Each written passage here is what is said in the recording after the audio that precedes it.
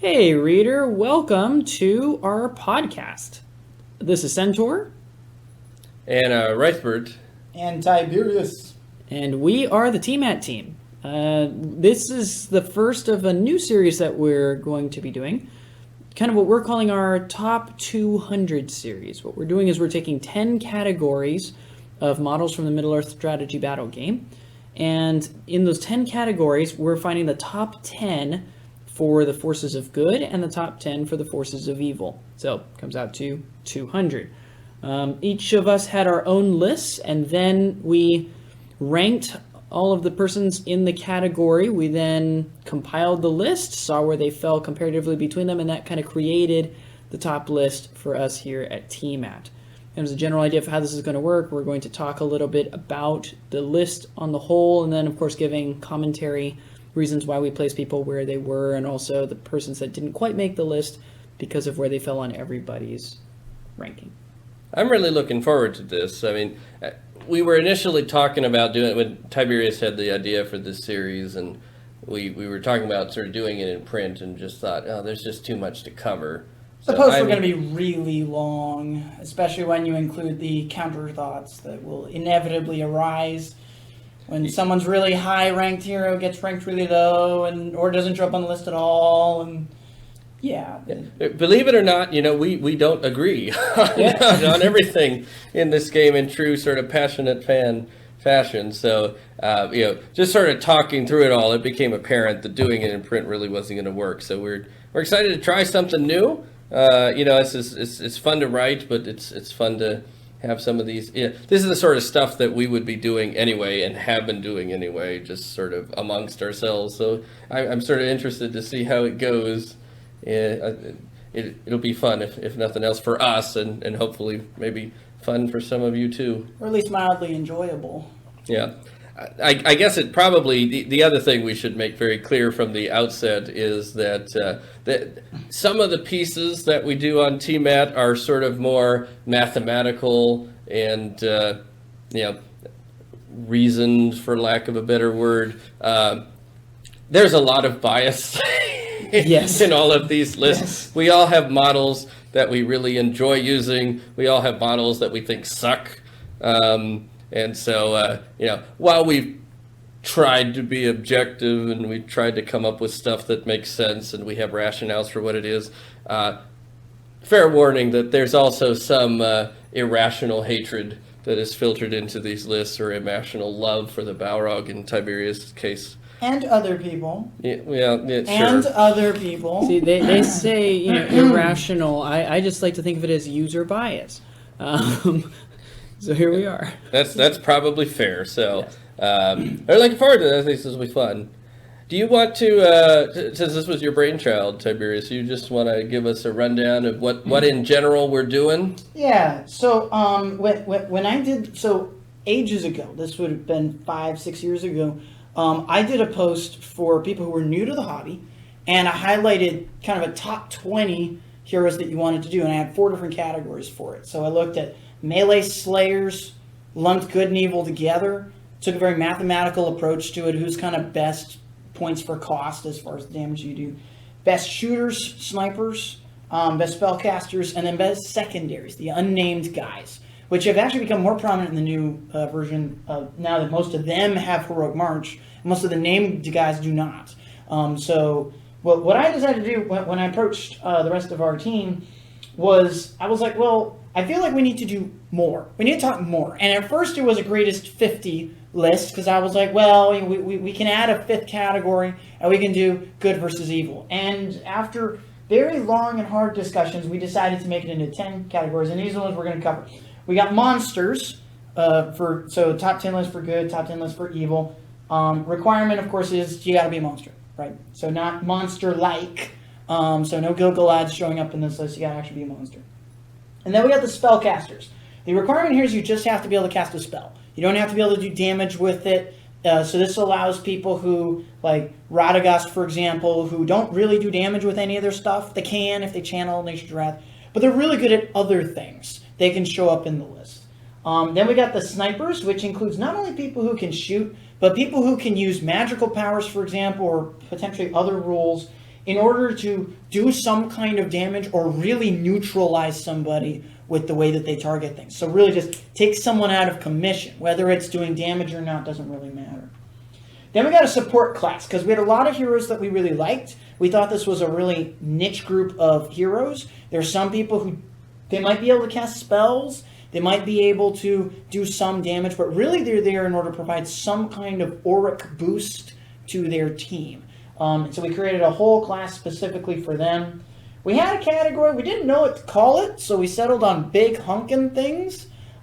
These are, we felt like things like ballistas and chariots and, Mumox and stuff might get ignored from certain other categories. So we created just a big things thing. And so really looking forward to the discussion on that, because we got a wide variety of things that classify in that. Think it'll be exciting. Then we had basically 4 categories for people that kill things, the old Slayers category. So we have one that's going to be the unnamed killers. This is really the old secondaries list. People who are really good, they're not named, they're generic. You can fill as many of them as you want. And so the list is there for what we want to go through. And then we got the Slayers who are under 100 points. A lot of people who are really good at killing things cost a lot of points. They're, the Gilgalads and the Saurons and, just a lot. So the question was, if you only have 100 points to work with, you got room for one more good hero, who do you pick? And so we got some really fun lists for that one. We also have some heroes who fell out of favor when we originally looked at Slayers, and these are the guys who can't take mounts. It's hard for them to get the damage output that they want. Even if their profiles are good, getting more than 1 or 2 wounds is just really, really difficult. So we said, well, let's make a list for everyone who cannot take a mount. And there's lots of good heroes in that category for both good and evil. Really looking forward to that discussion too. It'll be different from the just generic rack 'em, stack 'em, knock 'em all over that we've had in the Slayer discussion before. Then we look at the big beefy brawlers, the champions of champions. These are the guys who you assume if you line it up against your opponent's biggest, baddest hero, they got a good chance of killing them or beating them or, whatever. And also if they're lined up against grunts, they're just going to mass slaughter everything. So they're really big and powerful guys. So ignore cost, just go crazy on it. And the last piece that we have, the last group that we're going to talk about are the centerpieces.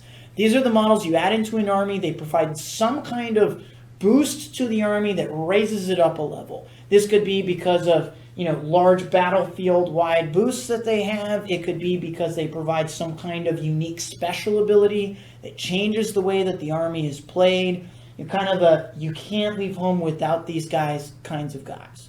And so really excited to see that one too. There were lots of different options that we could have had thrown out there. But that's basically the 10 different categories that we're going to cover. We'll introduce before each episode which one we're going to do. We'll go back over the requirements for which one's in each one. But that's kind of where we're going. Yeah. It was much harder than I anticipated coming up with these lists. Same. And as it turns out, there's quite a bit of disagreement, especially when you get to some of those lists involving smaller characters and the Slayers in particular. There's a lot of different views. There are some lists there's obvious top ones, and the ones that we're going to cover today are fall into that category. But as you get further down, it's just amazing the wealth of models and profiles that you have to choose from, and I think it'll be fun. I'm looking forward to it. All right, so our category today is the monsters category. We are looking at the top 10 monsters for the forces of good. The only requirement that we've placed on this is having the monster keyword. Nice and simple. And obviously they have to be good. Oh, yes, and forces of good, obviously, right? And so we'll give equal time to the evil ones later. Exactly. When we get to their top 10 list. So this list, of course, is pretty straightforward because there really aren't that many monsters in the Forces of Good list. They primarily come from, our Misty Mountains list for the Eagles and then the Ents, Fangorn. So not too many here. The final listing that we had after compiling our lists, ranking them, and showing them up comes out as the following. At number 1, we have Beorn with 29 points. At number 2, we have Treebeard with 27 points. At number 3, we have Gwaihir with 25 points. At number 4, we have the Great Eagle at 18 points. And at number 5, we have the Ent at 17 points. And then we'll give some separate discussion after discussing these 5 and how they landed where they were to the new profiles that have come out with War and Rohan regarding Quick Beam and Beachbone. So, to get us started, Beorn, he was not everybody's first pick. No, he wasn't. Actually. Anybody know why? Well, I'm glad you asked. Obviously, if you're going to look at the best the best good heroes that happen to be monsters, you have one of 3 choices. Prior to War and Rohan, you have 3 choices. You either pick the guy who flies, the guy who walks and is never knocked down, or the guy who has to eat everything and hug everything. And looking at all of the different profiles, there's one very important stat that is very important for a monster hero to have, which only one of them does well, and the other 2 do fine, and that's will points, and specifically resisting magic. Most people who run up against monsters figure out that if you run against them, you die, right? And if you try to shoot them, you don't kill them. And so the best way to deal with them is just to stay right there, don't go anywhere. And you have 3 will points on Gwaihir, you've got 3 will points on Beorn, and you've got 6 will points. And resistant to magic, I believe if you keep the army bonus for Fangorn, and special anti-movement things if you keep the Fangorn bonus too. And all of that's on Treebeard. That pairs with what all the other monsters have with the incredible Fight 8. He's got Strength 8, Defense 8. Sure, he's slower than the other guys, but he's really good at stopping the one thing that most people rely on to get magic. So that's why I put him at number 1 and Beorn at number 2. So just to clarify, so the army bonus for Fangorn is Fearless. It's not resistant to magic. Fearless is great, of course, on a monster model. On Treebeard, it's sort of much of muchness because he's Courage 7 already. But you do, with the army bonus intact, of course, you get complete immunity from magical powers that prevent you from moving or move you against your will, which is basically the 2 big ones that shut monsters down, Compel and Transfix. Yep. So that's great. That's fantastic. They're just completely unaffected by them. You really don't need to be resistant to magic if you're just never done by that. I did have Beorn slightly above Treebeard. It's a really close call. The things that sort of stood out to me about Beorn is the 8-inch move. When you're dealing with a monster, if you can avoid the monster, it's less of an issue to deal with it. The 8-inch move is not fly, but it's better. And the crushing strength is pretty good too. I mean, that's really the thing that sets Beorn apart, especially when you're fighting against monster models. The ability to do strength 10 hits when most monsters are defense 8 or below means you're wounding them on 3s, and then you just keep wounding them until you fail to roll 3s, and you got the 3 might to do that. But the other thing just about the ents in general, which I didn't notice till I was preparing for this, is that the bludgeon brutal power attack is really good, especially if you get surrounded, but you can't use it against other monsters. Yeah. So in a monster on monster fight, Beorn has an advantage there that an ent doesn't have as much. But I agree, it's a close call. I mean, Treebeard has everything you want. He's got the strike, he's got the fight 8, he's got the defense and the strength, and of course you can throw the rocks. Yep. And the rocks are great. If they're avoiding you, that's the way to do it. But and again, in a green list or in a pure list, the ability to the will plus the immunity to most magic. Yeah, I am sort of on the fence now, I guess. I talked myself into being on the fence about Treebeard and Beorn. They're clearly my 1 and my 2 in some order. Yeah.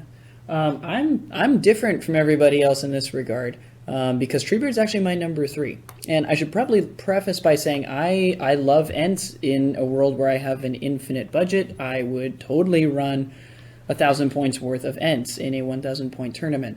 The primary reason why I put Beorn and Gwai here above Treebeard is in part due to mobility. I mean, anywhere from 8 to 12-inch move, depending on which hero we're talking about. On the whole, maybe it's because of the meta that we play in. The difference between a Strength 6, Strength 7, Strength 8 character is really not that much, really. You don't have too many situations where it makes a drastic difference. A lot of it actually for me came down to base size and mobility, as part with the base size being part of the mobility. Gwai here can jump over models in order to get to what he wants. That is an extremely useful thing to have, and I think more useful than even an ent running into people and bludgeoning people with one of your own characters. Beorn has the unique ability that his base can change sizes. So if somebody thinks, oh, well, we can run a little wider in order to make sure we block him out from stuff, he has the ability to make sure he can fit through smaller spaces, even spaces that Gwai here can't fit into. So I feel like the types of attacks that Beorn has, the fact that he's fearless, so you never have to worry about, even if they drain courage on you for forever, you never have to worry about being rooted in place. He's got resistant to magic in case you really need it. He's got a decent attack in any form that you're in as regards your strength value, a pretty decent fight value. And then Gwai here just having the mobility to strike wherever he wants, hits whatever he needs. Ability to be able to pick people off that other people would be able to simply block you down with. It's a lot harder to tie those two guys down, I think, than it is Treebeard. So. And the base size is a good point. And I mean, Beorn in bear form, of course, is pretty crazy because he's strength 8 and he can hug things to death. But Beorn in man form is still strength 5 with a two-handed weapon and burly, and it's an axe. So you can get up to effective strength 8 if you want to. If you're happy to piercing strike at fight 8, you're not really in any danger against plebs, and you still got the 3 attacks. The one thing I will say about Gwai here that's worth mentioning is he is the only good monster that can get a knockdown bonus. Yeah, that's true. Other than the Eagles, of course, obviously, because they have monstrous charge. And so if you move second, you probably want Beorn or a tree. But if you have the chance to move first, that knockdown is really good, especially against, it ups your killing power against troops, and it's really good against enemy cavalry heroes, especially because you can get them off their horse and knock them prone, and that really ups your damage potential as well. The trees can do it with the bludgeon, obviously. If they win the attack, they can bludgeon you, and as a result, the model that they pick up is knocked prone. It does surprise me that Beorn doesn't have a monstrous charge ability, given that he does have a charge ability where he has to charge models if he's within range to attack them, and he's clearly shown in the films not just knocking things down by charging them, but actually dropping on them and knocking them down. So it is sort of an anomaly, I guess, but he'd probably be too good if he had that monstrous charge. It might be a game balance issue. Just make him a little more expensive. Yeah. So Simple things. after wrapping up the heroes, we then end up with all of us having, the Great Eagle and the Ent in those next 2 spots. Seemed like the Great Eagle tended to win out over the Ent, but only by a margin of 1. So That's because it didn't win in my book. So okay, so I have seen people post armies about all eagle, things, and they're just flying around the board eating things and throwing stuff. There is inevitably a problem though that comes with running an army that is full of Great Eagles, and that is that while Great Eagles are fantastic models, they fight 7, strength 6 or 7 on the charge, regardless of whether you field them in Misty Mountains or in Radagast Alliance, they're only 2 attacks. And so if you can get 2 models to charge them and spear support them, these guys are not heroes. They can lose fights. And while defense 8 will keep you from taking a lot of damage, there's problems that you run into. Take on the other hand ents. Ents are fight 8. They are defense 8, just like the Eagles are defense 8. But they've got the 3rd attack dice, right? And so that 3rd dice, especially if neither of these forces can get any kind of banners, makes a huge difference. And so while their mobility is not as great, yes, they can chuck things, right, at people at a fairly decent shoot value and a great range. I just feel like they're better at controlling especially the center of the board, and it's harder to deal with them. So I put them marginally higher than the Eagles themselves. The Eagles are certainly more dependent on the charge. right? I mean, if they got that charge, not only are they knocking things down, they got the third attack. Ents are certainly more forgiving. I mean, they can throw 18-inch stones if you don't close on them that hit very hard. So I don't know. I had the Eagles ranked slightly above. I think it's because they have the ability to fly. You can get them resistant to magic if they're paired with Radagast. The Radagast Alliance force sort of really strongly encourages you to bring Great Eagles with him. You can even put Radagast on a Great Eagle if you're fine with giving up his free will a turn. We'll talk about that when we get to casters, I guess. And the monstrous charge combined with the fact that they are slightly cheaper, put them slightly ahead for me. And I mean, that 12-inch fly is a big deal. It is a big deal. Just because of the flexibility that it gives you. I know that hurl is not as big of a thing as it used to be. For certain But monsters. since it's directly away now, the ability to fly, which means you have more options for setting up that angle, is even more important now than it was before. I don't know that Ents really want to be hurling. It seems like if you can get a good bludgeon set up, that's almost as effective.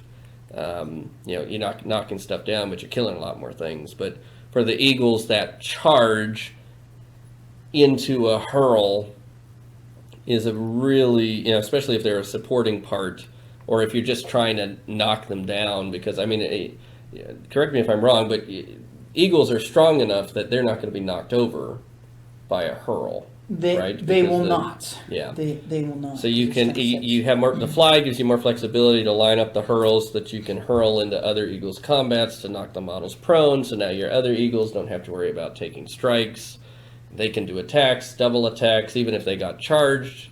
All of a sudden they're rolling double dice because they're fighting models that are prone, so the 2 attacks become 4 and things like that.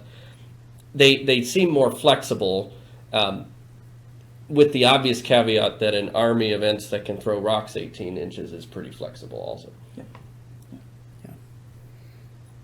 I think it heavily depends on not only the scenario that's being played. Eagles are going to get to parts of the board faster than Ents will. And because they're slightly cheaper, you'll probably have an extra. So depending on the scenario that you're playing, Eagles are probably, without a doubt, much more flexible. The other thing that comes into play is how your opponent chooses to deploy. Because Ents, yes, bludgeon, if you're being engaged by lots of models, is great. If you're tagged by one, bludgeon is no good to you, right? And so then you ask the question, well, okay, if I draw a straight line from the center of my base through the model that I'm fighting and add, let's say it's a strength 3 model, let's add 6 to 8 more inches. Can I hit anything? Then at that point, the hurl is great. If he runs into anything, the guy you're hurling is probably dying, right? And if you run over other people, that's great too. If you march 2 Ents at the ends of somebody's battle lines and see if they split, or let them continue to advance, and if you get a good turn, charge them after they've done it and cap off the ends, you can do that exact same thing, hurling down the battle lines, knocking over everybody, right? Can't knock over your other Ent, buddy. Do mass damage there too. So it all depends, I guess, on the scenario that you're playing, how your opponent chooses to attack you, all of that stuff. But you can do it with either one. Mm-hmm. Yeah. Well, this is not really a strength of one or the other as far as monsters go, but I did have a quick peek at the Alliance Matrix as well. The Ents don't have any green allies, so if you bring anybody with the Ents, you're giving up that resistant to magic and not resistant to magic, but the fearless plus the immunity to a lot of really what would normally be very devastating magical powers, which is significant. The Eagles have some interesting allies. They have the Fellowship, which is sort of strange to me because I don't remember them Gandalf with the coming to Fellowship. rescue getting Frodo rescued. and Sam. Right, but the Fellowship is broken by that point in time. It's So, Gandalf getting rescued from Orthanc. That's what I think it is. but that's before the Fellowship is formed. Well, so I'm not 100%. Brings Gandalf to Rivendell, where the Fellowship is formed. I guess if you count the forming the Fellowship from the Prancing Pony, Strider and the Hobbits. Although again, Gandalf's not part of. That's not part of that journey either. I count the forming of the Fellowship from when Anyways. Gandalf calls Frodo and Sam. Sure.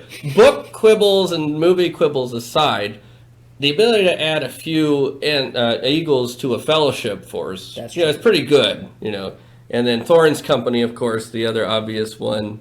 And then the Radagast, last one is the Radagast Alliance, which I feel like you probably would if you're going to run Great Eagles, you would strongly consider them running them in a Radagast Alliance army anyway, because they get the exact same army bonus. They get the +1 strength on the charge, and then Radagast also gives them resistant to magic.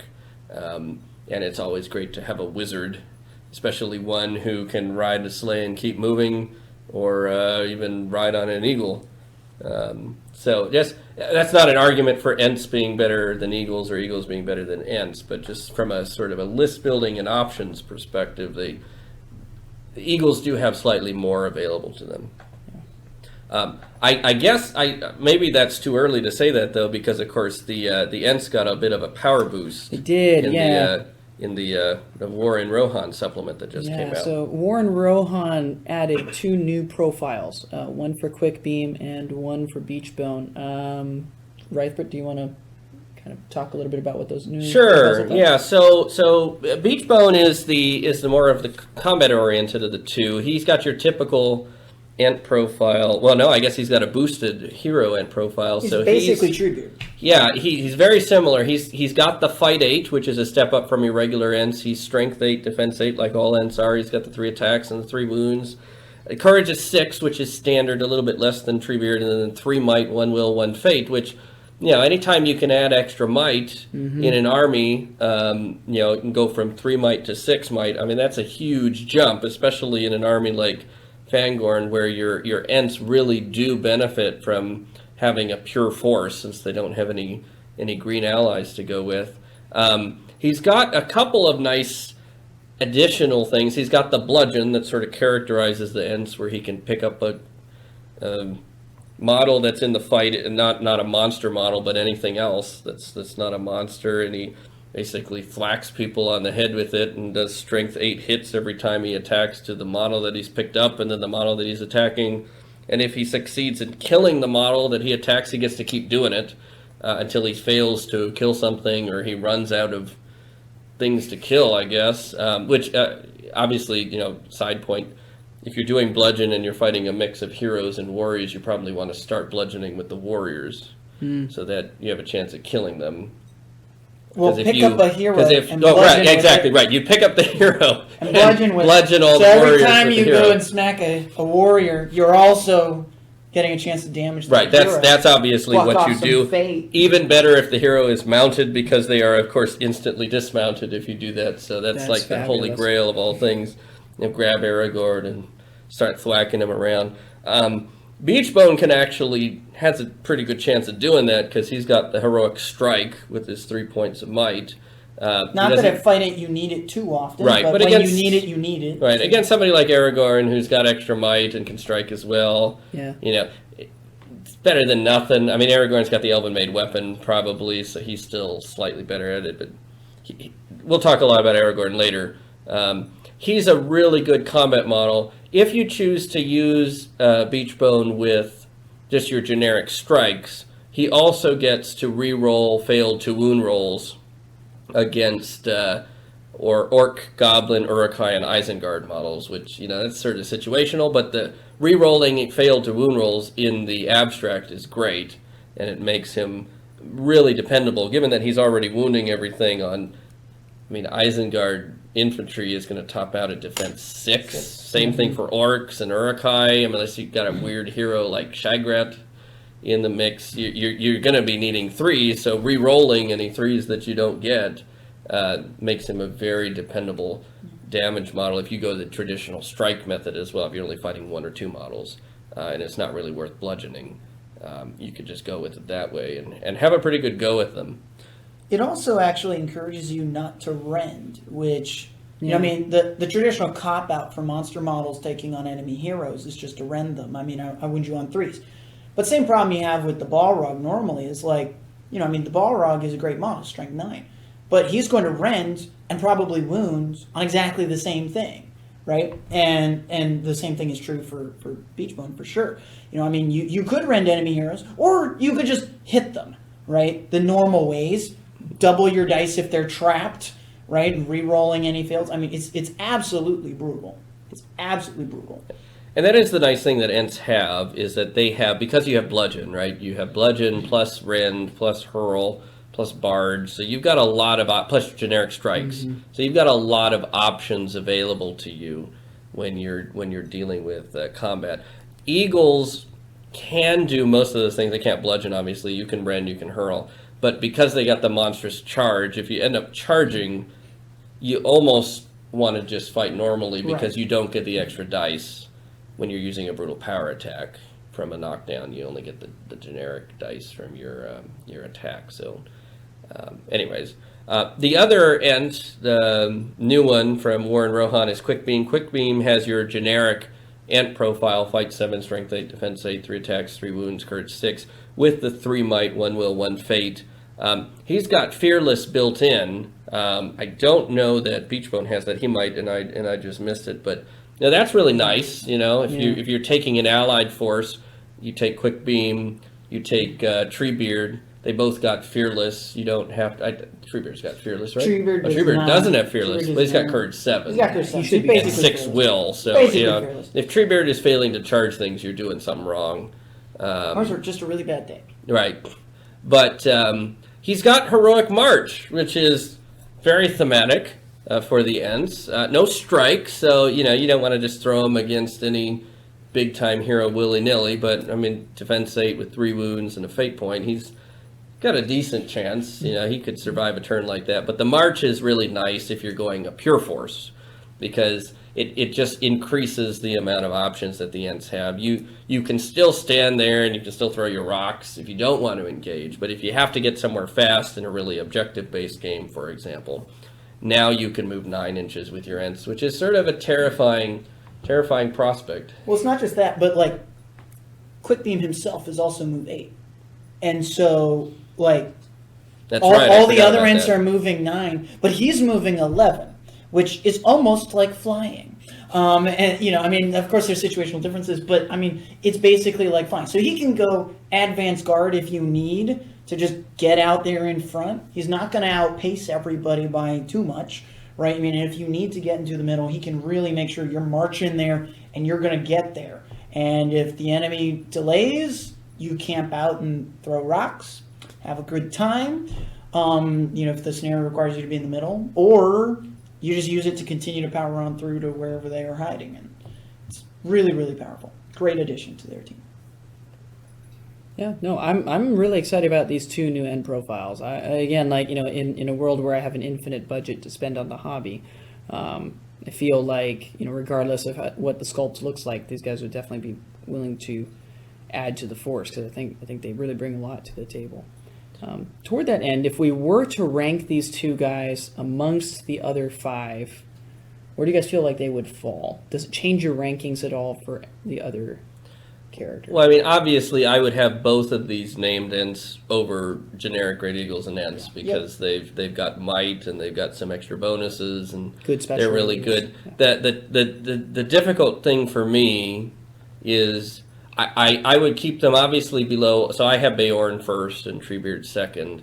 I would keep them both below those 2, because I think Treebeard is better than both of them. And if I think Beorn is better than Treebeard, of course I'm going to think that he's better than both of these. What I'm not sure about is Gwaihir. In terms of combat profiles, I think Beachbone is more dependable, but with just the 1 will point and the 1 fate point, whereas Gwaihir has 3 of each, especially if you're not getting the army bonus, I'm not sure I'm ready to put him ahead of Gwaihir.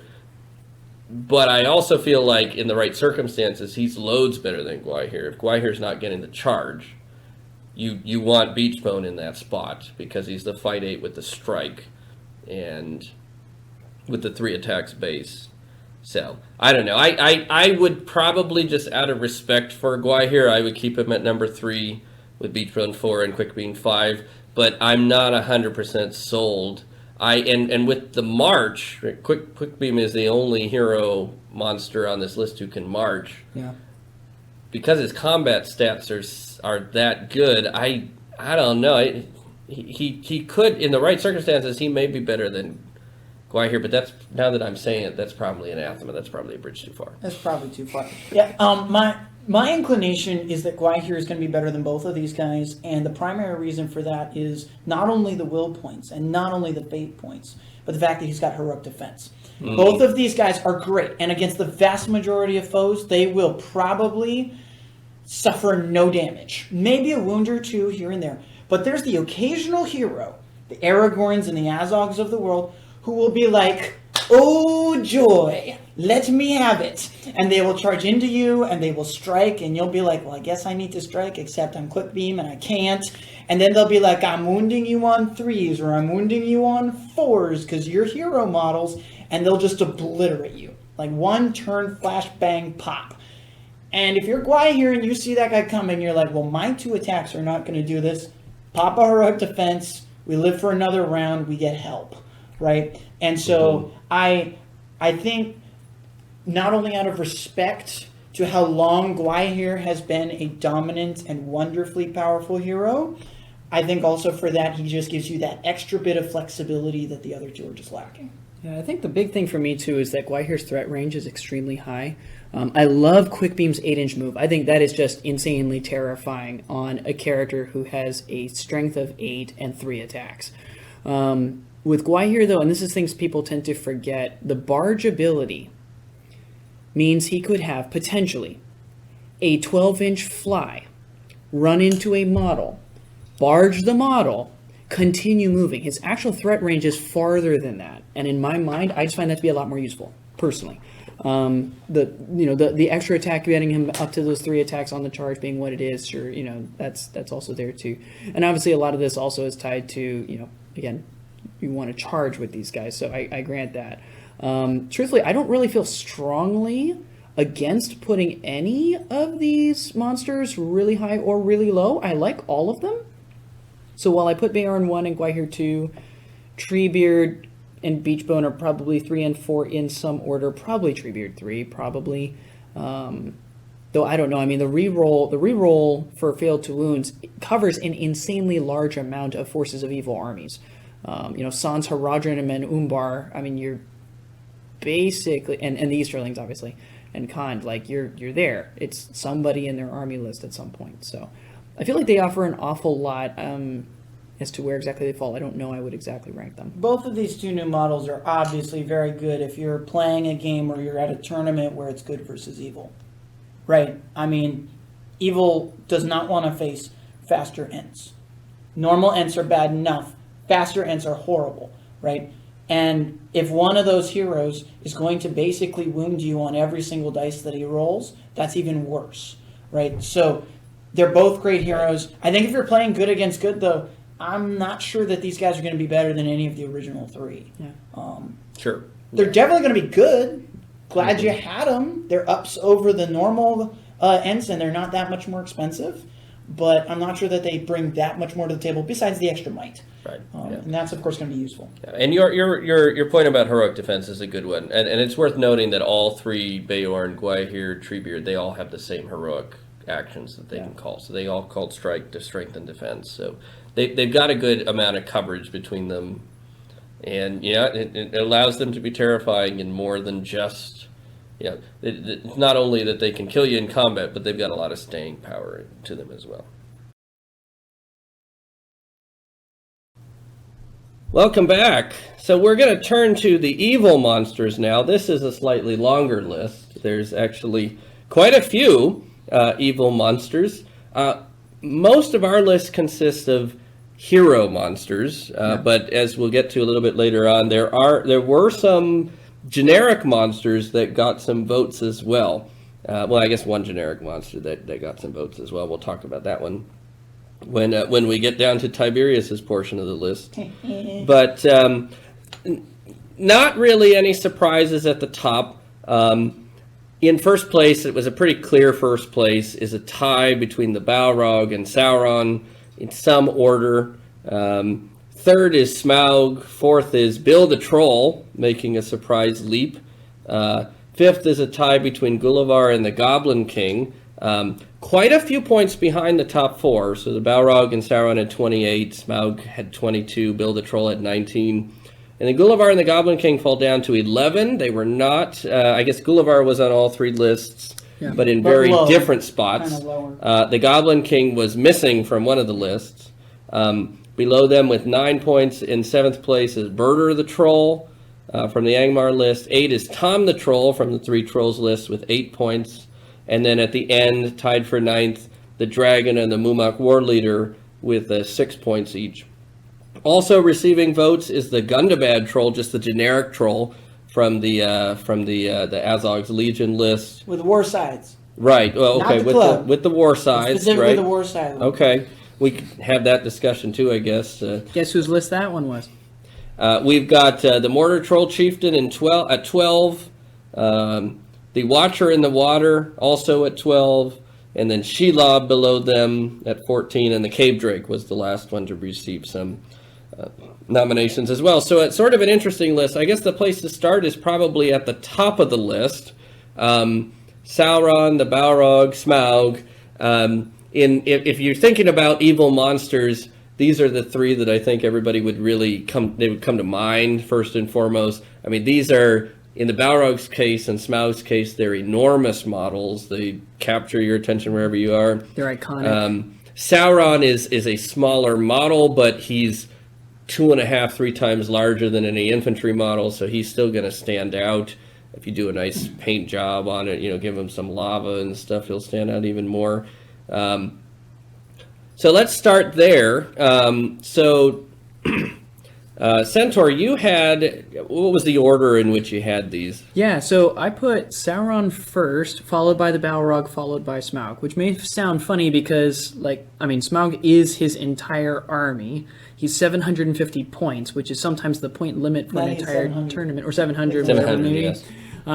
It's a lot. He costs hundreds of dollars to buy. He takes an insane amount of time to paint. He is insanely hard to kill. But he's definitely number 3 on my list. And it comes down to a couple of things. First of all, the biggest consideration is scenario, right? If you're doing a domination map, I'm sorry, there's a very good chance you're going to break your opponent's army. There's a very good chance you're going to bring him 25%, and there's a very good chance you're going to lose. Because he's going to have more guys at more objectives, and he's going to get those points, and he's going to beat you. Well, especially if your opponent is smart and plays the objective. Smaug has fly, but you can't fly and land in a woodland area. Exactly. If the opponent, they get control of 2 objectives, they just spread them as far away as from the center as possible. He's easy to play around in that respect, as long as you can dodge his fireball, I guess. Which truthfully, clear objectives pretty quickly. I've played Shire against dragons before. It is very possible to avoid fire. It's harder with Smaug, but it is very possible. You just have to think ahead on it. Add into this the fact that on a reconnoiter match, you lose. That's just the way it is, unless you can somehow stop every single model from getting across, which who knows, maybe if they're Shire, maybe if they're dwarves, maybe you can. But on the whole, I just feel like Smaug, because he is basically an entire army on his own, the 1 model limit is an insanely hard barrier to get over. Well, Smaug and Sauron both have an important limitation, which is, as powerful as they are, they only have 3 might points, which means that if someone is feeding you models and you can't just barge 1 model a turn and you can't just barge them out of the way in order to charge into more, then you're tempted to spend your might quickly and be like, well, I need to heroic combat so I can go get some kills. And with Smaug in particular, because Sauron can actually bring other heroes that have good might stores to supplement, call those heroic moves that you need, or, heroic combat for Sauron so he can save his might, right?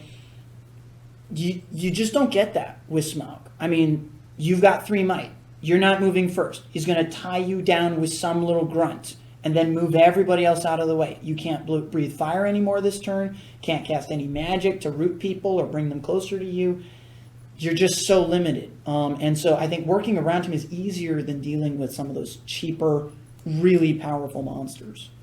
So That's a fair point. I mean, Smaug's base is enormous, so you just sort of have the spatial limitations that come with an enormous base. I mean, he can fly, but he can't land on top of models. So if you set up in any sort of anti-fly formation, it's really not hard to set up in an anti-fly formation against Smaug. You can prevent him from getting to a lot of different spots on the board. I will add, though, I mean, Smaug is the one model that would barge every time because his barge does a strength 9 hit, which is a good way of clearing models out. And if you clear them out, he's got more space to move with the barge, which is important. But, you know, like I said, I had him at number 3. I do think he's a cut below. What you didn't tell us, Centaur, is who do you have between the top two, Sauron and the Balrog? So why? Sauron is definitely number one in my Definitely. mind. I mean, yes, definitely number one. And it comes down to a couple things. The Balrog is an amazing monster. I've fought him on multiple occasions. He is never fun to fight. But I was also the first guy in our gaming group to call heroic defense every single time with Aragorn against the Balrog and end up dealing wound after wound to the Balrog and never suffering any wounds in return. The Balrog's limitation, especially as regards his might pool, is, I think, the thing that makes the difference. You mean not having a yes, might pool? Exactly. Sauron is, I mean, he's versatile. He's got the might. He can easily take very cheap captains to call might if he really needs the moves, if he needs other stuff. Heaven forbid you should put him in a fight with an orc captain, and the orc captain can call the heroic combat. There's a lot that you can do with Sauron that the Balrog just doesn't have access to. Sauron gets easier access to heroic march through the heroes that you can put in with him. He gets, I would argue, better warrior choices than the goblins are that can accompany the Balrog. And while the Balrog's Fearless is huge for a Moria army, and I really like it, I'm sorry, don't break my army until you wound Sauron. I mean... 3 times. I'm sorry, man. Like, it's Sauron. He's number one. Now, while all of this is true, and while all of this is certainly compelling, forget everything you just heard, okay? Because there is no question, all right? Well, if you start with just Sauron and with just the Balrog, you've got a 50-point differential, which means you can include a 40-point Moria Goblin captain to march your armies for you.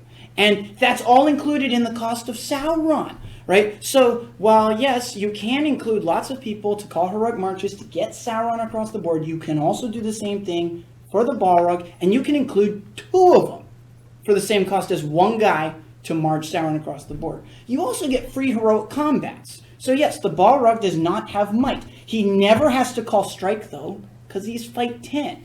Right? He doesn't have to call heroic combats because he can do it for free. And so every single turn you effectively get, so long as you're in combat, 2 free might points to call 2 heroic actions.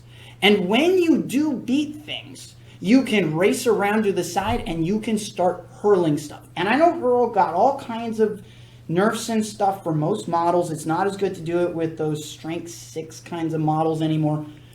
But when you start at strength 9, and you automatically get 4, 5, 6 points on any model that you're hurling, you're throwing them 5, 6, 7 inches when you add that D3 roll.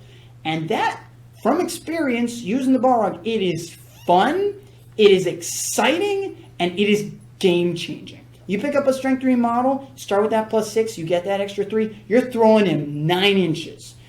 You throw him across horsemen, they're automatically dismounted and thrown. Take strength 3 hits from being knocked flying. Take more strength 3 hits for having someone go through them. It is ridiculous. Absolutely crazy. And what's even more, and then I'll stop. I can talk about this all day.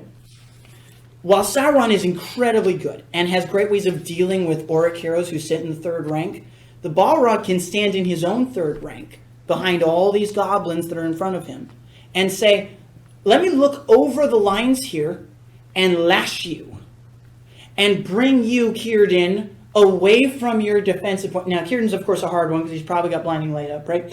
But if I can lash you, if I can just hit you, and if I don't kill you, I bring you into combat with me.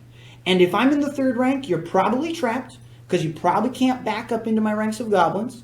You're going to move as direct line as possible, so leave 28 millimeters or something like that between you and your you and your second rank, so that he can back up, and then you just crush the thing. Most of the supporting guys in the game that like to sit in the third rank and high do not have strike, so you can feint with that fiery sword. Wound on 3s, re-rolling 1s, at least 4 dice, unless he's trapped, in which case you get 8. It's absolute murder. So good. Can Sauron do that? Well, he can do other things, but he can't do that.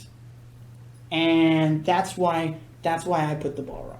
Absolutely, hands down the better hero. No surprise there. If you've read anything that Tiberius has read about the Balrog, that dates after March of 2019 when he said that the Balrog was a gimmick play. But, I digress about that. I've seen the letter. Now, the Balrog is great, and it is worth noting, obviously, as you pointed out, he's the only model that can heroic combat at Fight 10. Nobody else can do that. Now that Durnhelm can't strike and call a heroic combat in the same fight phase, they've clarified that. So, that makes sense. I mean, that's something. It's a big deal. I have found that the lack of might for modifying your dice can get you into trouble, especially if the Balrog is by himself. If you have enough goblins and or a goblin captain in the fight, it's much less of a worry because you can always use their might to fix a dual roll or anything like that. You have a banner nearby, that's great too. You have banners in Moria, right? Well, so Moria gets access drums. to drums, Right. but drums only help goblin models. Right, so you need a goblin in the fight. So that's be a goblin in the fight. Mm-hmm. If there's at least one goblin in the fight, then the fight is treated as in range of a banner. So you don't have to re-roll the goblin dice. You could re-roll the Balrog dice. Though frankly, it doesn't matter. Unless the goblin dice is higher than all the Balrog dice, it doesn't matter because it's not like you're modifying one that could be further modified by might. Right. Yeah. So I mean, the Balrog really does benefit from having other models in the fight. The fact that he gets free heroic combats really incentivizes you to do that because not only does he get to move, but all the goblins that are fighting with him gets to move too. So it's great with that. I have Sauron ahead as well. Unlike either of you, I do think it's close. The fight 10 is a big deal. Fight 9 on Sauron is great, unless you're fighting something that's 5-10 or unless everybody is striking against you. And having played Sauron and played against Sauron quite a bit, he can go down if he's surrounded and trapped. He doesn't get any protections from being trapped. The other thing that can potentially cripple Sauron is if you have a puny Gundabad shaman who shatters that mace of his effectiveness goes down significantly. Because now he's unarmed, which means he's -1 to his dual rolls. He's -1 to his 2 wound rolls. He's strength 9, so he's still wounding things, but he's significantly strength 8, but he's significantly it's that much harder for him to deal with that. Having said that, the thing that sets him apart for me is the spells. Because Smaug has spells, and it's, he's got some interesting spells. He's got your Immobilize, and he's got your Compel, which are his big 2 that he's got. And he's got a couple of other tricks as well. He can Still Fear, he can Sap Will, although you would never really use those. Those are both a 5+ cast. Sauron is on whatever shortlist there is with the best casters in the game, as we're going to talk about a little bit later on, so I won't belabor the point. But the fact that he's the only monster on this list who can transfix you before he fights means that somebody who's got the One Ring and is unlikely to die anyway has another tool to prevent himself from dying. And in a straight-up brawl against big heroes or other monsters, I think that option, the option to transfix or the option to compel, coupled with the fact that the One Ring is the most absurd way of staying alive in the whole game, and rightfully so, really sets him apart. Because the Balrog and Smaug don't have any fate. Sauron doesn't have fate either, but the ring keeps him alive quite a bit longer than he has any right to be alive, especially if you're conservative with his might and you're relying on the might of the captains. So the survivability, he's got higher fight than Smaug. He's got a much smaller base size than either of them, so maneuverability works in his favor too. I do think he's slightly better, but yeah. I think you take Sauron or the Balrog and you're happy. The one that I'm sort of worried about is Smaug, just because, unlike the Balrog and Sauron, who also have no fate but have some built-in protections against insta-kills, if the King of the Dead or the Necromancer manages to beat Smaug, or even a generic 40-point Castellan, the Morgul Blade. Smaug is dying instantly. Just one lucky roll. Right. And I mean, if you've got 20, how many is a Castellan is 40 points. 45, I think, with if the you've got, Blade. what, 20 Castellans? 15 at least, yeah. 15, Right. 20. 15, 20 on of them Smaug, against Smaug. and they're more than 3 inches apart. I do sort of worry about Smaug at that point. Well, even if the Castellans are close together, they can spend their will points as fate points.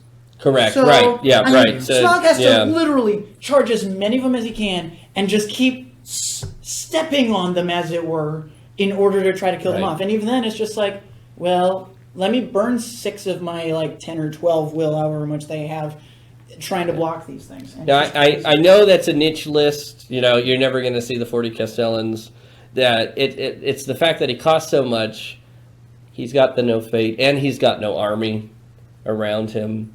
Because if I've taking down Smaug is not easy to do, but if you have multiple heroes who can strike and have decently high defense, who can all get into him and tie him up so he's not burning fire at them, and then just take turns calling strikes, eventually he's going to run out. He's only fight 8, and he's not fight 9, which is a big deal. Anybody who's fight 6 needs a 3+ to get over him when they're striking. That's not hard to do. There's not a lot of lists that have a whole lot of striking heroes at fight 6, but there are a few. The Champions of Erebor have them. Thorin's company has them. Rivendell, of course. Rivendell has a ton. Gondor, Minas Tirith has quite a bit. Even Rohan, they tap out at fight 5, but they've got a lot of heroes who can strike with rechargeable might.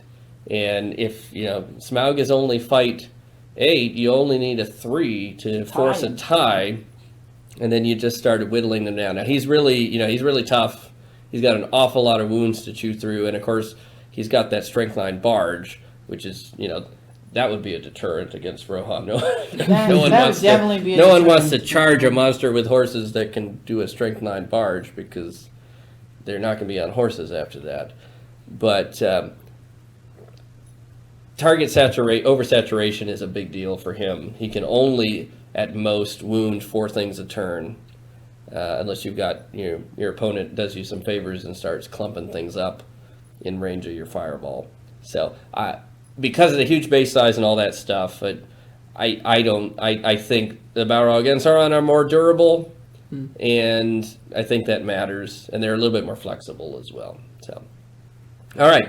Well, so that's the top 3, anyway, in some order, and I think most people would probably agree. After that, the list gets a little bit interesting. So at number 4 is Bill the Troll, and this is due almost entirely to Tiberius, who had...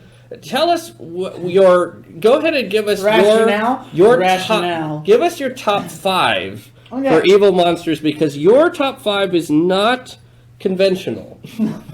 Okay, all right. So number 1, I have the Balrog, because the Balrog, for all the reasons I've already said, I'm not going to say it again. The second is Bill the Troll, and he sat over the Dark Lord Sauron for only one reason. Both of them are great at killing things, though Sauron is certainly harder to deal with. But the primary distinction for me was cost. All right, so just to clarify, you've got Bill the Troll above Sauron. Above Sauron. All right, okay. Yes. As far as monsters go, I put Bill the Troll above. Bill the Troll is 150 points of potential one-turn pop, right? I've done a post on him. We'll link about it in the description or something. Bill the Troll against a standard hero. If he wins the fight, he just says, okay, mince him, fine, brutal power attack. I started at strength 7. You're probably at strength 4. Maybe if you're lucky, you're strength 5. I got a +2 bonus let's both roll a d6, and how about if I win, you take the differential, right? So I roll a 4, right? You roll a 3, take 3 wounds. Have fun with that. I get a 5, you'd better get something really high, or you're 1 turn and gone, right? And he can just do this as many times as he wants. Just go charge into somebody, win the fight, bam, done. Charge into someone else, bam, done. Yes, it's easier to shut him down with magic and stuff. He costs 150 points. 150, 400. I mean, you can field him and his 2 brothers for the same cost as Sauron. So I put him above Sauron. People are going to hate that. That's fine. Whatever. Number 4, I've got Tom. Tom is the hardest monster to strike up against. Just to clarify, this is Tom the Troll. This is Tom the Troll. And where do you have Smaug on this list? Smaug is number 5. So you have Tom the Troll above Smaug. Yes, I do. All right. I just want to make sure that's clear for the listeners. Let's just assume worst case scenario, right? We got Smaug on the other side, and we've got Tom the Troll coming over here, right? Smaug comes barreling into Tom, and Tom says, "This is nice. Achoo! I spend a will point for the first 3 fights. If I get a 6, I beat your fight. Not only by a little, I beat your fight value by a lot. Think about striking up against me. Have a good time with that. I'm still going to beat you. Against other heroes, you could have 2 people with strike come up against him, and they both have to strike, because otherwise he'll just wait to see how that heroic, strike ends up. And if they both end up above 6, then oh well, too bad. I'll pop heroic. I'll just deal with it. But if only one of them strikes, then he can just sneeze on that person if he needs to, and that person's fight value gets cut in half. In half, rounding down. So it's like, okay, even if you get to the fight 10, you're still not beating the fight 6 on Tom. And he can do that 3 times in the game. 3 times. So you can try wasting people on him if you want to. If you get into a bad fight where you know there's 2 or 3 people that might start calling strikes on you, and you see them calling strike, you pop heroic defense. You're like, okay, I'll live for this round. You all go ahead and strike. Have a good time. Knock yourself out. I'll deal with it this round, and then we'll deal with, the next time you guys choose to strike later. He's a very effective hero, 130 points. Cheap. Really, really cheap. Very difficult to deal with. And if you try to swarm him with infantry instead of striking guys, he just chooses to jump on them. It's so fun. It is so easy. It is so hard to fight. So yes, I put him at number 4. Above Smaug. Above Smaug. All right. Who is above not Smaug. easy to fight? Or... Now I will say part of my jaundice against Smaug as a person, you can find also on my blog, the same blog post I wrote about the 3 trolls actually, which talks about ways that people can beat Smaug. And the Morgul Blade thing came up as a very easy way for evil to do it. But the other thing too is Smaug relies so heavily on his fire that anybody who nerfs archery, because it counts as a shooting attack, gets very good immunity to the fire as well. So that means he has to come barreling into you. As was already mentioned, he can't move models. So if you put Gandalf the White, for example, in between 2 Avenger bolt throwers, right, then Sauron can't stomp on the bolt throwers. He can't get to Gandalf, right? Gandalf keeps the bolt throwers from getting shot at, right? And they just pelt him with shots, strength 7 shots. Man, there's just so many ways you can do things in order to make Smaug's life hard. As good as he is, as expensive as he is, I just couldn't put him much higher than that. So there we go. Tom the Troll, just in our, you had him at number 4. He ended up coming in at number 8. I think mostly due to my points. Sure. Mostly due to my high ranking. we both. Did you have? I did not. I confess, I saved Tom for a different category because I really felt like he should fall into a different category. So I intentionally didn't even look at Tom. Okay. I did have him. It is worth mentioning about the sneeze. So as you alluded to, you don't have to decide whether you're going to trigger the sneeze until the fight actually comes up, which means you have the advantage of getting to choose if you're going to do it after your opponent has had to make the difficult choice about whether they're going to strike or not, because the strikes get declared at the beginning of the fight phase. So if they strike, you just sneeze on them. There's no roll to make it happen, and you instantly negate that might point, because he's fight 6, and the most they're going to be is fight 5 if you do the rounding down.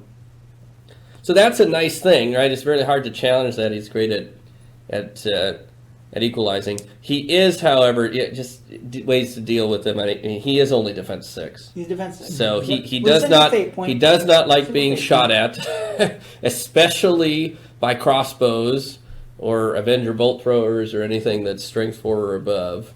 The other thing that I didn't know about Tom is the squash him into jelly thing, which is kind of a weird. It's a weird, and I'd say, I assume you'd probably say it's not as good as Bill's special brutal power attack that he's got, the mince and fine. But he does, so the basis of it is that he does a strength 6 hit to everybody that he's attacking in the fight. He also knocks them prone, which is a nice little advantage if he gets charged by horsemen. Yeah. I mean, that's a pretty nice thing to do there. So, I had him at 10. He came out number 8. We ended up splitting the difference there. But interesting inclusions at the top of your list. Speaking of interesting inclusions, at number 5, we have a 2-way tie between Gullivar and the Goblin King, who are sort of polar opposites when it comes to models. Tiberius, you had the Centaur, sorry. You had the Goblin King at number 4. I did. Mm-hmm. Yeah. The Goblin King gets a 3-up save against all damage if it's not done by an Elven blade. Or an magical Elven powers. weapon or magical power. That, in my mind, makes him extremely harder to kill than a lot of other models on this list. This will not surprise anybody who follows the blog, but I tend to run ballistas a lot. And I tend to really like ballistas, so I confess, when I think about monsters and where they fall on my listing, one of my first questions is, will 2 shots from a ballista kill it? And in the case of Smaug, he has it nice in that really it would take about 4, because half of them are going to fail to wound, and then the 2 will kill him, is what ended up happening. So he's pretty high on my list. Goblin King is extremely hard to kill, actually, with a ballista, because while you'd probably wound on, 4s, 2/3 of the wounds you do, he's going to ignore. So, and then there's his actual defenses after that. So, in my mind, he's actually extremely difficult to tackle unless, of course, you're playing against an elven army. And this is the reason why the Goblin King wasn't quite as high as some of the other guys. He's got a ranged attack, which is okay. He leads a great army force, so he's going to have a good amount of guys and a good set of guys around him. I think, in my mind at least, the one problem that I have, and thus the reason why I had to rank him a little higher, is that he's just so hard to wound if you're not playing a very specific kind of army. Most armies that are up against him, he's going to stand there, he's going to have a high fight value, he's going to have high strength, he's going to do a lot of damage, and it's going to be insanely hard to even wound him, let alone remove him from the table. So. It's fair, too. I mean, so the monsters that we talked about so far, there's a good mix of them. So Smaug, Bill the Troll, Tom the Troll, they're sort of off on their own. They don't have the benefit of troops that come with them. They're not part of a proper army list in the sense of an army of troops. The Balrog, Sauron, and the Goblin King can all take troops with them, which is a big deal. And they really benefit from having troops with them. They can also take very cheap troops with them, which sort of offsets the cost. And of course, the Goblin King, if you take a pure Goblin Town list, can take a lot of troops with them, up to 24 in his warband. Not that Sauron can do that too, obviously. With marginally more expensive troops. Right. Or very more expensive. Right, but I mean, the Goblin King is cheap. He can take a bunch of cheap troops with him. It is not, this is why Goblin Town is a spam list. Ballistas and stuff like that, I mean, you put 6 in the ways, and then some scattered targets around the Goblin King, plus the blubber, plus the fate that he has, plus the chance you might not wound him. And he's I agree, he's tough to take down. He's tough to take down. I had Gullivar. So Gullivar is the other one with the Goblin King. I had him ranked number 4, and that was quite a bit higher than the two of you did. Yeah, he was number 9 on my list. Yeah, I put him at 9 as well. Yeah. So, just out of curiosity, what is it that concerns you about Gullivar? Well, I think the glaring elephant in the room is he's defense 5. I mean, if you've got elf bows, even if there's in the ways, you take the shots at Gullivar. because if you wound him on 5s, that's probably easier than wounding the Witch King, who's probably in the list. Maybe the Tainted's in the list, right? I mean, any of those other guys, Burdur as well, who we'll talk about in a few, right? All of these guys, you're wounding them on 6s with your strength 3 bows, except for Gullivar, who you wound on 5s. And it's like, well, let's go and just take that. And each time I pluck a wound off of him, he becomes that much less effective.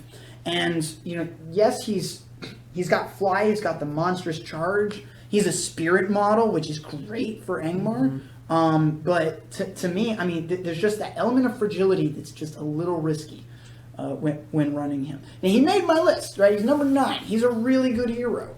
But, I mean, is he better than Tom the Troll? No. I know there's some debate about that, right? I mean, there's just an element to it that's a little dangerous on my part. Related to that, because obviously, I mean, I agree with all of that's said, and I love the fact that he can get up to 5 attacks on a monstrous charge if he hasn't taken any wounds. My concern, because I play Angmar relatively consistently, is the fact that he maxes out at Courage 4, and while he has Terror, he does not have Ancient Evil, which means he might fail a Terror check to charge somebody.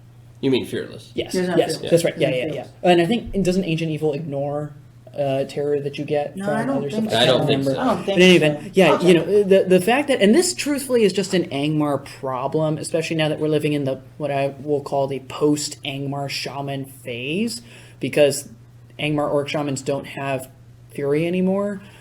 Angmar just generally has a terror problem. If they're up against people who cause terror, they're going to have problems passing courage tests in order to charge them. That, in my book, is a problem. Gullivar is a very good killing person. I just don't feel comfortable like I will have a good chance of charging any of the other monsters on this list with Gullivar. And that, in my mind, makes a difference and pushes him lower than some of the other people. So, the shooting concern is real. I had Gullivar ranked number 4 in monsters, and I didn't think it was particularly close. I felt like Sauron, the Balrog, Smaug, and Gullivar were the top 4 monsters, and everybody else is sort of supporting sideshow. The benefit for Gullivar, let me back up. So just to deal with the shooting thing, I mean, that's a real concern.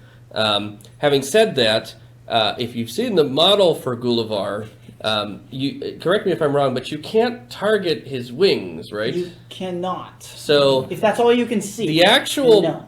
body parts of Gullivar that you can target are, they're tall, but they're not, he's not as big of a target as the model sort of appears. Mm-hmm. And he's actually kind of a skinny dude. So if you get any sort of pillars or trees, you can get some decent in the ways with him. The thing that sets him apart from the other monsters is that, like Smaug, he can fly. Unlike Smaug, he can actually go places when he flies, because the base size it's a pretty small base size for what he does. And the strength 8 combined with the fly means that he is a machine when it comes to setting up hurls. Like he can do it, I think, better than any other monster. Maybe Gwaihir, but Gwaihir is only strength 6, maybe strength 7 if he charges. And so for the same reason that you're concerned, that when you're build a troll and you've got a Minsum Fine matchup, you're feeling really good, right? You've got at least a 2 or a 3 strength advantage. Gullivar usually has a 4 strength advantage. And if you're doing regular infantry models, it's a 5 strength advantage, which means at a minimum, he's hurling these models 6 inches, sometimes up to 8 inches. Which is really good, like that. And no, it's a D6, right? Doesn't hurl go on a 1D6? So between 8 inches and so it's differential in strength plus D3. Oh, plus D3. I thought is it Yep. that? We should probably check on Yep. that. But Yep. even It's so, on page 80. with just the D3, that's a minimum of, for most things, Okay, 6 inches. Yeah. So hurl is this is on page 78. Right. First bullet point: roll a D3 and add the difference in strength between Okay. the monster and the target. That's the hurl distance.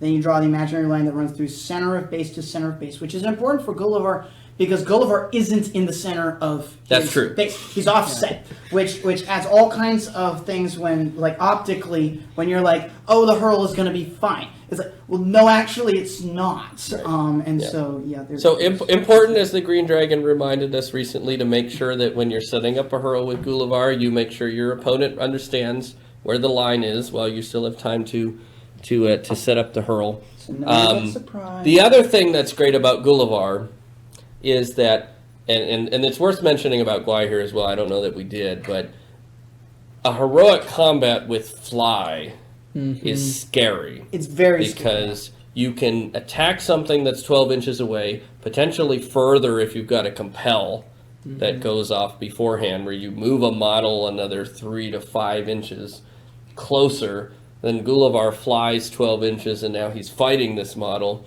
And then he does a heroic combat, which he can do with the 3 might.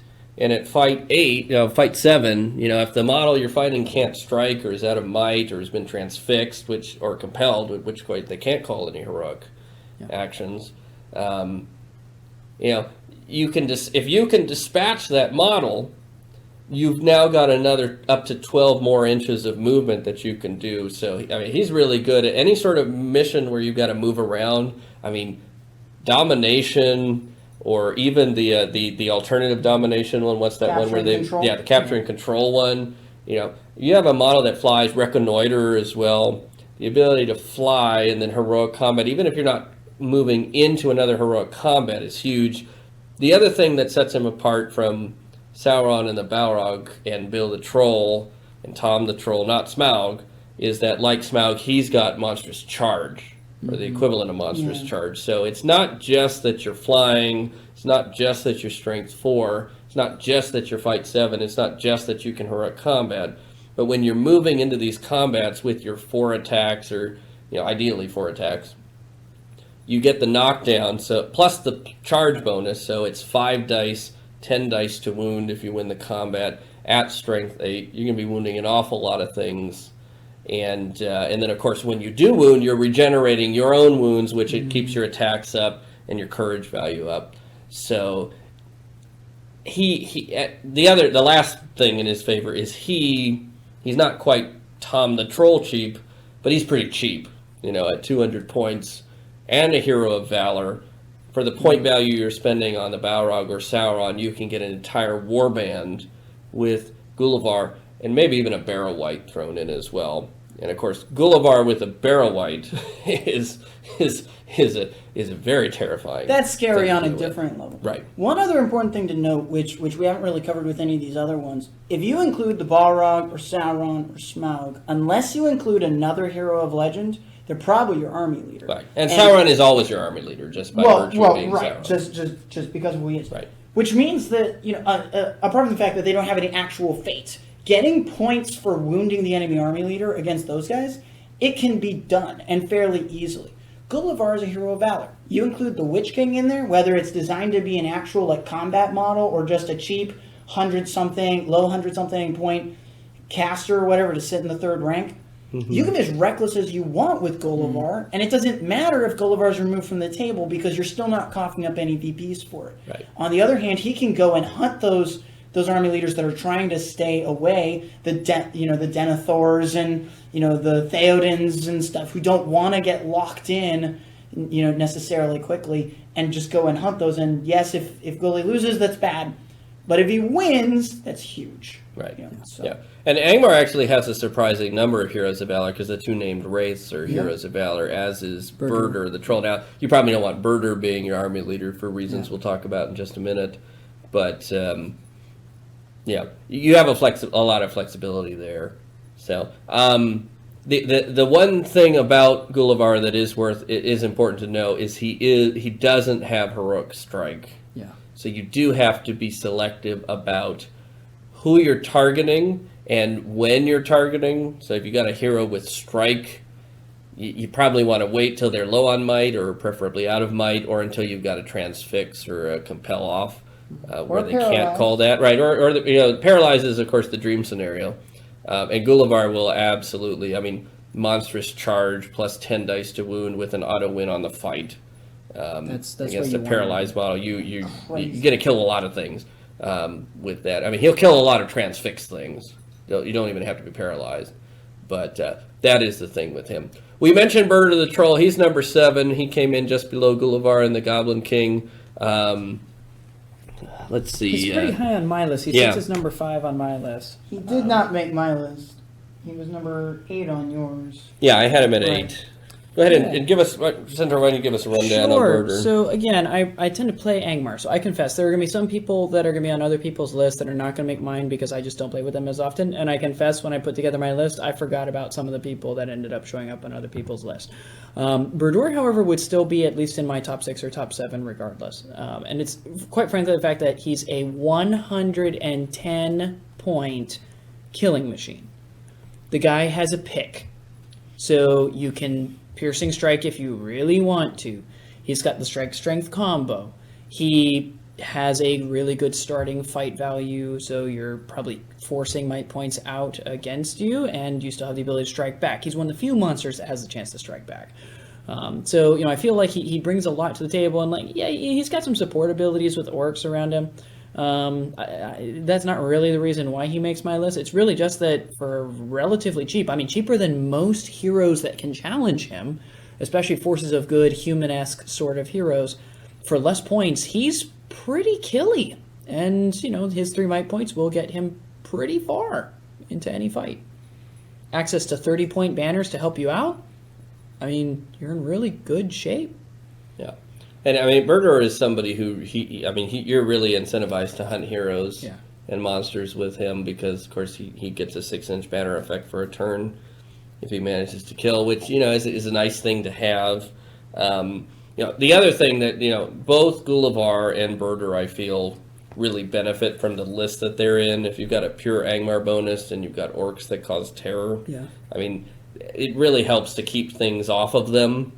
Because you can sort of set them up, and orcs are great anyway for keeping models off of your monsters so they can't be swarmed and trapped. But if the orcs cause terror, all the better. Mm-hmm. And of course, Burdor and Gulavar both cause terror themselves also, so it's a nice bonus there.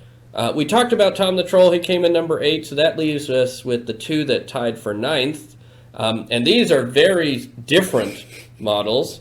It is the Dragon. And I'm sure you all, so both of you had the dragon on your list, right? Correct.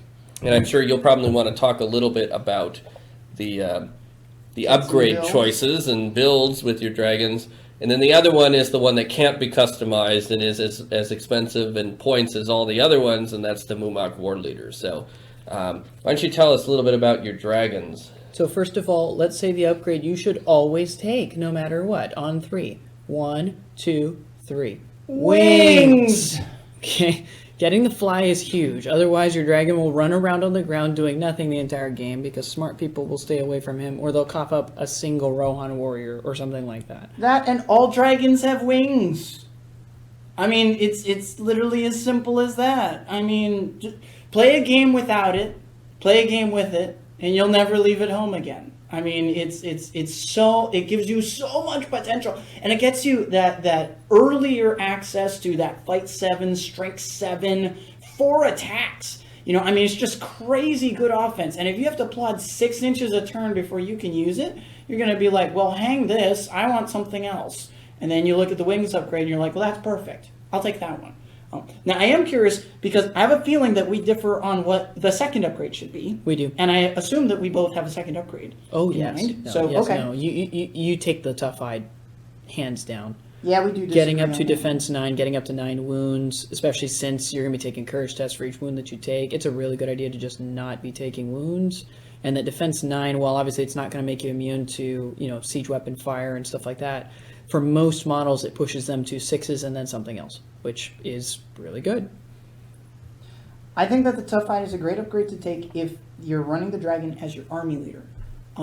You want that extra defense. You want it to be harder to wound you. You want that extra resiliency.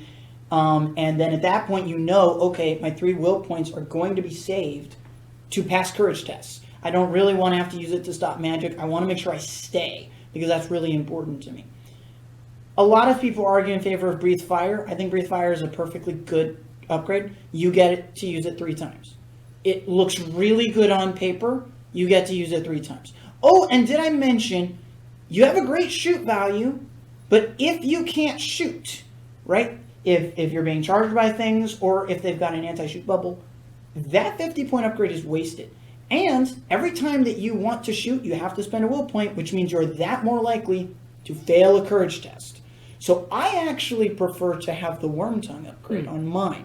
And the reason for that is you get a free will point to try to cast Transfix every turn.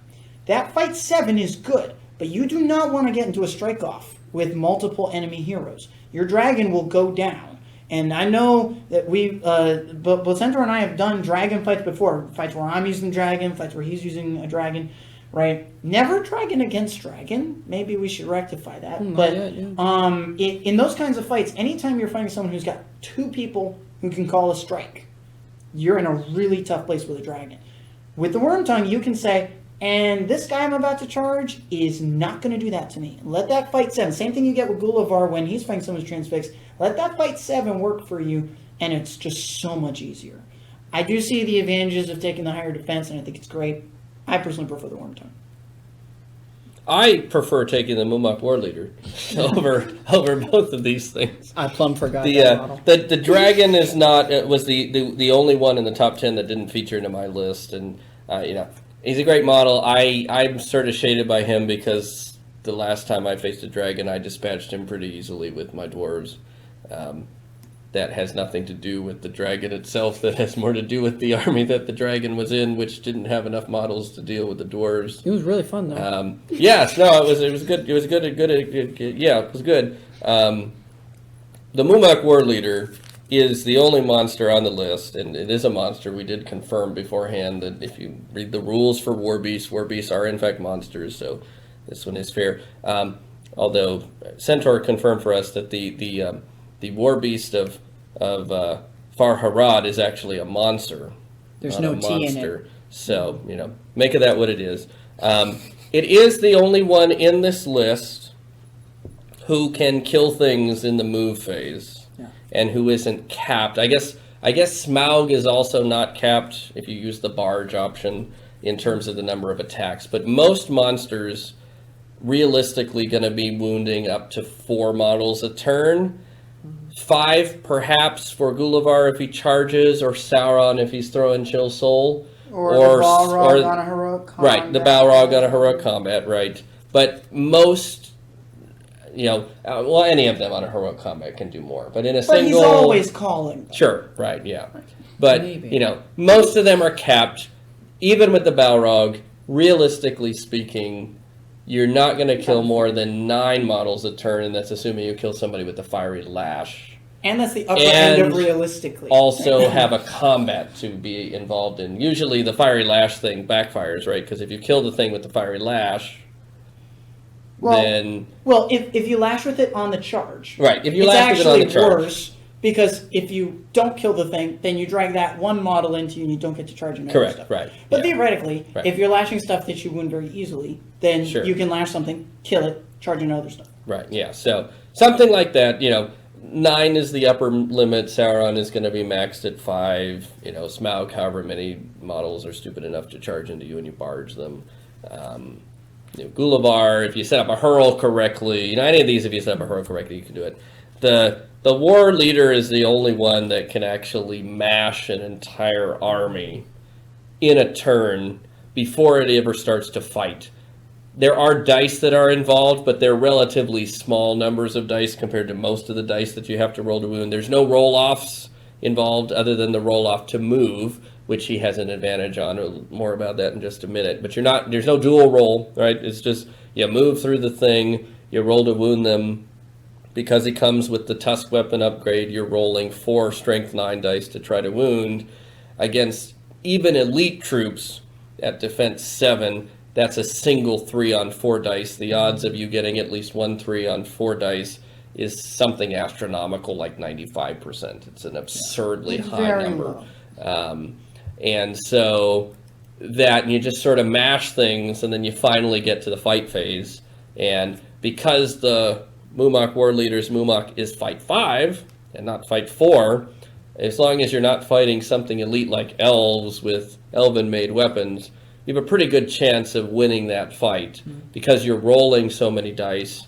And of course, you've got the, knockdowns and other stuff that come. Well, does he have monsters? I'm not sure that he has knockdowns, actually. That seems like an oversight if he doesn't. Well, I think he there's may a not ruling have war monsters beast. charged. I'll I'm not sure that he has monsters charged, so let me take that back. But he's good, and of course, if you take him in the Legendary Legion, you also have the ability to strike in certain scenarios, which is a nice thing for him as well. The reason I had him at 5, I have him below Gulavar and Smaug and the Balrog and Sauron. The only thing that sort of holds me back from a full throat of defense is that he can't, in general, strike. Some of the monsters can. So the irresistible force ability for war beasts allows them, if they end their trample and base contact with somebody, right, and then win, then they knock people over. Right. That happens Okay. Yeah. So that's the equivalent of monstrous charge minus the +1. Minus the +1 attack for being charge bonus. Right. Yeah. So I mean that's pretty good. It's basically. It's pretty good, and I mean it's a Muma kill. It's enormous. It fits the profile. It looks like a monster. It catches your eye when it's on the table. They're iconic. So I really like it. And of course the benefit that it has over your generic Mumok is the ability to potentially cancel heroic moves, which everybody has to call. You got a 50-50 chance of canceling a heroic move. If you fail to do that, then you always have the chance to countercall. Even if you cancel a heroic move and they waste another might point, or spend another might point to try to call another one, you've still got the chance to countercall. So you have a 75% chance of moving first if you've got priority to begin with. Not an insignificant thing. And then, of course, being a hero of legend also benefits from the army that it's in, like Sauron and the Balrog and Gulavar do. You can take, Farharad or Haradrim in the Legendary Legion, either of which are really good. You can put them on horses. They're dangerous horses, archers, half-trolls, whatever way you want to do, camel riders. You can have a really nice centerpiece that's resistant to magic and got a 6+ save and things like that. I know it can't throw rocks. I know that's a big deal for Tiberius. It is not as big of a deal for me. I think, just the massive kill potential that it has, and the ability it has a better ability than most monsters to be able to move when it wants to move and where it wants to move, because it literally doesn't care about the models that are on the board. It just moves right through them. You can even kill your own models if they're in the way. Has more, it sounds weird coming from a model that's got an enormous base, but it actually has a surprising amount of flexibility in terms of where it can go, just because you can move wherever you want if you're willing to take things out that are in your path. Does this Mumok have the upgrade? I think it's Foul Temperament that ups the attack spell, so it makes it easier for it to stampede, or? I don't think so. Okay. Well, let me see. It's got the Gnarled Hide, so it's defense 8. It's got the Sigils of Defiance, which is the resistance to magic with the 6+ save, and of course the Tusk weapon. So it doesn't. That's sort of unfortunate because the driver is Courage 6 with 2 will points. So even in a Harbinger of Evil situation, he is unlikely to lose control of the Mumakil if it stampedes. So the other thing about him as well is I think he's got a something else that I thought it maybe. In the Legendary Legion it counts as a banner. Right. For nearby troops, which is I don't know why you wouldn't take this guy in the Legendary Legion. I mentioned that in the Farharad write-up that I did. I mean, Farharad is perfectly fine as a faction, but you can get everything in the Farharad list, plus some really nice stuff in Harad, plus some nice bonuses for the Mumok War Leader in particular, if you take the Legendary Legion that's in Gondor of War. So I think you probably, if you want to run the Mumok War Leader and you don't want to run him with, say, 40 camels, I think you probably take him in the Legendary Legion, and you're very happy to do that. All right, well, that takes us to the end of the 10 that we did. There's a couple of other models that are left over that, if anybody feels strongly about them. We have the Gundabad Troll, which is the generic troll and the only non-hero to make the list. The Mordor Troll Chieftain, who I really love, but I didn't think he was quite enough on this one, at least not in his generic form. The Legendary Legion Mordor Troll Chieftain is quite good. The Uber Troll is very, very, very, very, very, very good. It's unfortunate that he doesn't have anyone that's also big enough to support him besides other Mordor Troll Chieftains. Sure. But no, other than that's that, true. I mean, he is really, really good. Yeah. Well, I mean, the Mouth of Sauron's in the list as well, who's kind of a sneaky, nice support piece with his transfix and stuff like that. But in terms of beaters... But there's no, like, Witch King, Correct. that you can pair with him that serves as a flexible mobile threat in the same way that you might, if you were running, like, Shagrat and the Witch King and, Gothmog, for example, right? I mean, there's just, you've got the Troll Chieftain, you've got the Mouth of Sauron, and then, I guess, more Troll Chieftains. Right. And that's really all you have, right? So... Yeah. I mean, the Troll Chieftains are good. Their strengths, their fight 7 and they can strike. And yeah, anytime you can do that, you're pretty very, good. very good. You're pretty good. The Watcher in the Water is on the list as well, tied with the Mordor Troll Chieftain. I have some thoughts for when we get to models that can shoot, or when we get to the Watcher, but he's on the list. And then we've got Shelob and the Cave Drake. Shelob does seem a little low, just given what other commentators have said about how good she is. Well, she certainly has the potential to be incredibly good. The profile for Shelob is found on page 116 of the Armies of the Lord of the Rings book. I think the biggest thing for me that kept, like, she made my list, but she didn't make it very high on my list. And the reason for that is that she doesn't have any might. I mean, yes, if she's on the charge, she's got Monster's Charge with her single attack, fight 7, very good, with Venom. This is a good thing. But without the might, she is like a 2-attack warrior model. And if she rolls great, great.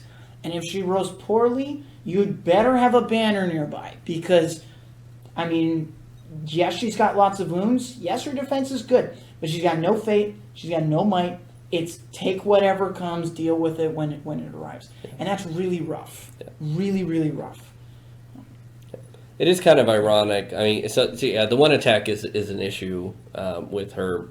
Like most of the big heroes, I do think she benefits from having a list that's sort of built around her, or she benefits from being dropped into certain kinds of lists. You can put her in Barad-dûr or Mordor, which is sort of an interesting thing. I'm not sure she's quite that old to be in the Barad-dûr list, but that's another sort of lore issue. She is a great support to Sauron, though. She is a fantastic complement to something like a Morgul Knights contingent, or even a Warg Riders contingent, if you can get them all on the charge, because she's got the monstrous charge to knock over a hero that's, say, mounted, and then you've got extra attacks and potentially +1s to wound if you charge mounted models in as well, because now they're charging something that's prone, and I guess they don't get the charge bonus for charging into a model, but then they're getting the 2 dice to wound, so it's basically the same thing, because the model is prone when they knock it over with the monstrous charge. And then of course fight 7 is, it's hard. There's a lot of things that can't deal with a fight 7 monster, and for her points cost, she's the stats are really good even without the might. For just 90 points, she's a good add to a lot of Mordor and Barad-dûr armies. Okay, last on the list is the Cave Drake. Yep. And I assume you're going to want to say something about this, because this is your 10 on your list. Yes. No. I confess. With the knowledge that I plumb forgot about the Mumok War Leader, the Cave Drake would not have made the top 10 had I remembered him.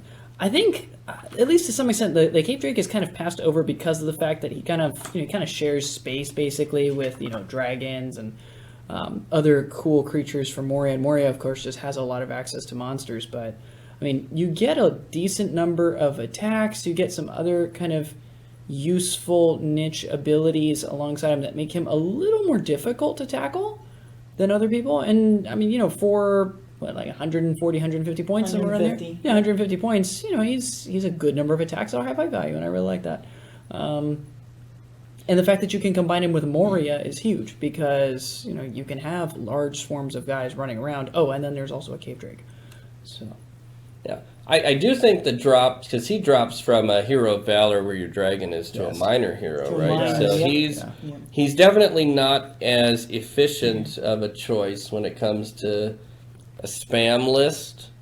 But, for the points cost, I mean, you get a pretty good profile. You can't strike, obviously, but, fight 6, good strength, good defense. He's 4 attacks with monster's charge. Right. So, I mean, that's pretty good. But the biggest thing for me is that while he has a gaping maw brutal power attack that allows you to eat people, right, which is awesome, theoretically, especially if they don't have any fate.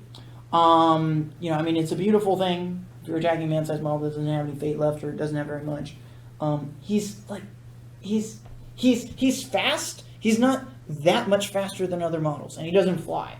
He's got good fight value, but he doesn't strike. And even if he could only strike once. So he's not great there either. He's good.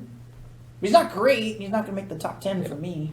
He of the monsters that we talked about, I mean, there are some, but I think most of the top 10, probably everybody in the top 10, the Mumak War Leader is the other exception too, because it can't strike against everything. But, it and the Cave Drake, their effectiveness really depends on the type of hero that you're dealing with. They're very good at troops, especially low to mid-fight troops.